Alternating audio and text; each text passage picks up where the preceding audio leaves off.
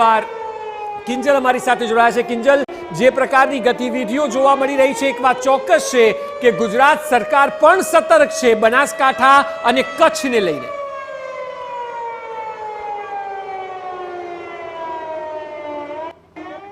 બનાસકાંઠા અને કચ્છની વાત કરવામાં આવે, સરહદી વિસ્તાર છે, તેની સાથે જ અક્ષય દરિયાઈ પટ્ટો સૌથી મોટો ગુજરાત પાસે છે।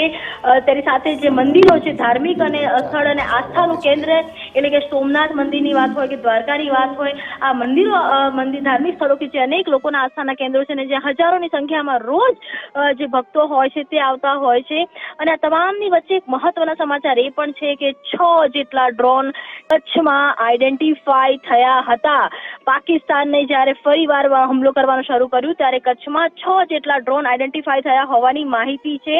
હાલાકી સત્તાવાર રીતે હજુ સુધી તેની પુષ્ટિ છે તે નથી કરવામાં આવતી, પરંતુ જે પ્રકારની પરિસ્થિતિ છે ત્યારે પ્રશાસનની કેવા પ્રકારની કામગીરી છે, કેવા પ્રકારે પ્રશાસને સજ્જ રહેવું જોઈએ, આગામી કેટલાક દિવસો માટે, કેટલાક કલાકો માટે કેવી રીતે સ્ટેન્ડ બાય થવું જોઈએ, અને શું અત્યારે સરહદી જિલ્લાઓથી માંડીને રાજ્યની પરિસ્થિતિ છે સમીક્ષા, કેમ કે અનેક જગ્યા પર જ્યારે બ્લેકઆઉટનો કોલ હતો, જ્યારે મોકડ્રીલ હતી ત્યારે પણ અનેક જગ્યા પર બ્લેકઆઉટ સંપૂર્ણપણે નહોતું થયું, તો એવા સમયમાં લોકોની અવેરનેસ માટે શું કરવું જોઈએ, પેનિક ન ફેલાય પરંતુ સતર્કતા રહે તે માટે શું કરવું જોઈએ, તમામ જે મુદ્દાઓ છે તેની સમીક્ષા છે।